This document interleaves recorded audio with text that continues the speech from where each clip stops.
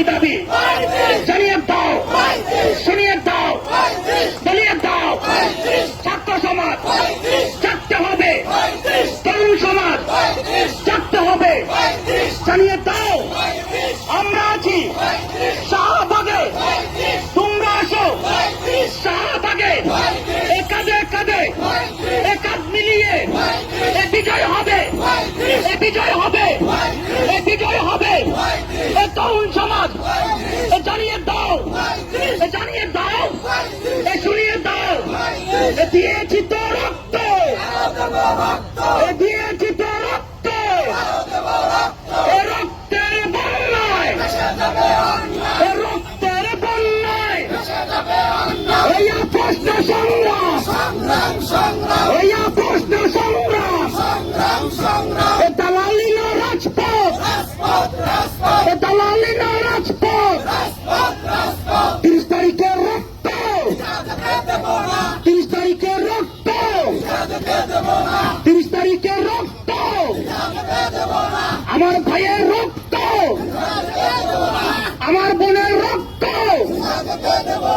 প্রিয় সংগ্রামী সহযোদ্ধা ভাইয়ের আমার, আপনারা যারা লাইভ দেখছেন, এই সহযোদ্ধারা যারা প্রচন্ড গরমকে উপেক্ষা করে তার ন্যায্য একটা দাবি, তার একটা অধিকার যেটা রাষ্ট্র কর্তৃক প্রলম্বিত হচ্ছে, আপনারা জানেন এই দাবিটা দীর্ঘ 12 বছর ধরে চলছে।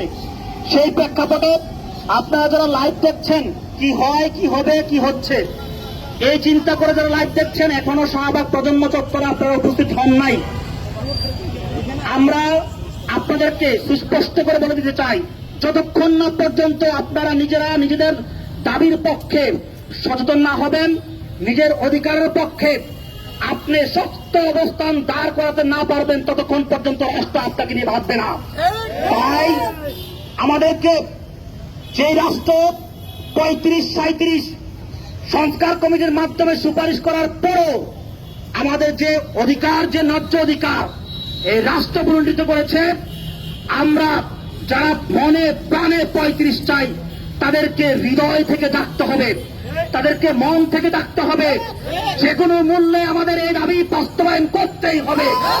লক্ষ লক্ষ শিক্ষার্থীরা, আমি আবারও বলছি, লক্ষ লক্ষ শিক্ষার্থীরা যারা আজকে সবচেয়ে বেশি ভুক্তভোগী, জুলাই অভ্যুত্থান হয়েছিল চাকরি প্রার্থীদের কেন্দ্র করে, আজকে এই চাকরি প্রত্যাশীরা এই প্রজন্ম চত্বরে উপস্থিত আছে। আমরা আশা করব যেই প্রজন্ম চত্বর জুলাই অভ্যুত্থানের এটা সাক্ষী ছিল, এই শাহবাগ মোড় সাক্ষী ছিল, আম জনতা, ছাত্র জনতা তাদের কাঁধ মিলিয়ে এই প্রজন্ম চত্বর থেকে স্লোগান তুলেছিল বৈষম্যের বিরুদ্ধে। কিন্তু দুঃখজনক হলো সত্য কথা, আজকে এই দিনে এখনো বৈষম্য রয়েই গেল। হাজার হাজার শিক্ষার্থীরা তারা রাজপথে রক্ত দিয়েছে শুধুমাত্র বৈষম্যকে নিরসন করার জন্য, বিলুপ্ত করার জন্য। দুঃখজনক হলো সত্য কথা, আজকে রাষ্ট্র এখনো পর্যন্ত 12 বছরের যে আন্দোলন, সেই আন্দোলনের যৌক্তিক সমাধান করতে পারে নাই। এমন অবস্থা আমার সহযোদ্ধা ভাইরা আমার, আমরা সংখ্যাও কম হই, আমরা যদি আমাদের ন্যায্য অধিকারের পক্ষে যদি মারও খেতে হয়, আমরা মার খাবো। যদি রক্ত দিতে হয়, আমরা রক্ত দিতে হবে, রক্ত দিতে প্রস্তুত।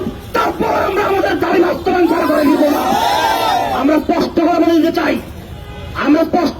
দিতে চাই, ন্যায্য অধিকার দাবিতে এই 35 প্ল্যাটফর্মে অসংখ্য সহযোদ্ধা মামলা খেয়েছিল, জেল খেয়েছিল, হামলার শিকার হয়েছিল, তারপরও তাদেরকে কখনো দমিয়ে রাখতে পারে নাই। যতক্ষণ না পর্যন্ত 35 বাস্তবায়ন না হবে, ততক্ষণ পর্যন্ত আমাদেরকে দমিয়ে রাখা যাবে না। ইনশাআল্লাহ আমরা আবার আসবো, আমরা আবার ফিরে আসবো। এইটা আমাদের দাবি, এটা আমাদের জীবন মরণের দাবি। আমরা সুদীর্ঘ আমরা 26-27 বছর যেই আমরা সার্টিফিকেট অর্জন করেছি, সেটাকে এনবিরেট করে দেওয়ার মতো রাষ্ট্রের কোন যৌক্তিকতা থাকে না। আমাদেরকে রাষ্ট্রের পক্ষ থেকে রাষ্ট্রকে আমরা বলছি আমরা এমন কিছু চাই না রাষ্ট্রের কাছে যে রাষ্ট্র সেটা দিতে পারবে না। আমরা চেয়েছি মাত্র চাকরিতে আবেদন করার সুযোগ চেয়েছি মাত্র। রাষ্ট্রকে অবশ্যই অবশ্যই এটা নিয়ে ভাবতে হবে। আমরা স্পষ্ট করে বলে দিতে চাই, আজকের এই আন্দোলন 12 বছর আন্দোলন, আমাদের আন্দোলন অহিংস ছিল, আমাদের আন্দোলন অহিংস ছিল, অহিংস থাকবে। কিন্তু যদি আমাদেরকে আমাদের ন্যায্য অধিকার বুঝিয়ে দেওয়া না হয়, এই ছাত্র জনতা কতটুকু আন্দোলন করতে পারে রাষ্ট্র আরেকবার ইনশাল্লাহ দেখবে। প্রিয় সংগ্রামী সাথী আমার, আপনারা মনোবল হারাবেন না। আমরা বলে দিচ্ছি, আমরা বলে দিয়েছি, আমাদেরকে কখনো দমিয়ে রাখতে পারবে না। যে কোনো অবস্থানে আমাদের যদি জেলে নেওয়া হয় আমরা জেলে যাবো, যদি মামলা দেওয়া হয় মামলা যাবো, কিন্তু আমার অধিকার, যে ন্যায্য অধিকার, এই ন্যায্য অধিকার থেকে বেরিত পরিমাণ আমরা পিছপা হবে না। একবার স্পষ্ট কথা, লাইভ ওপেন আছে, এই স্পষ্ট কথা বলে দিচ্ছি। আমি ভুক্তভোগী, আমাকে অ্যাপ্লিকেশন করার সুযোগ দেন। রাষ্ট্রকে বলছি, জুলাই অভ্যুত্থানের আমরা এই রাজপথে প্রথম থেকে শেষ পর্যন্ত ছিলাম। আমরা কোন ধান্দাবাজি করি নাই। আমরা চেয়েছিলাম একটা সৎভাবে ভালোভাবে আমরা চাকরিতে আবেদন করে কোয়ালিফাইড হয়ে সাধারণভাবে জীবনযাপন করব।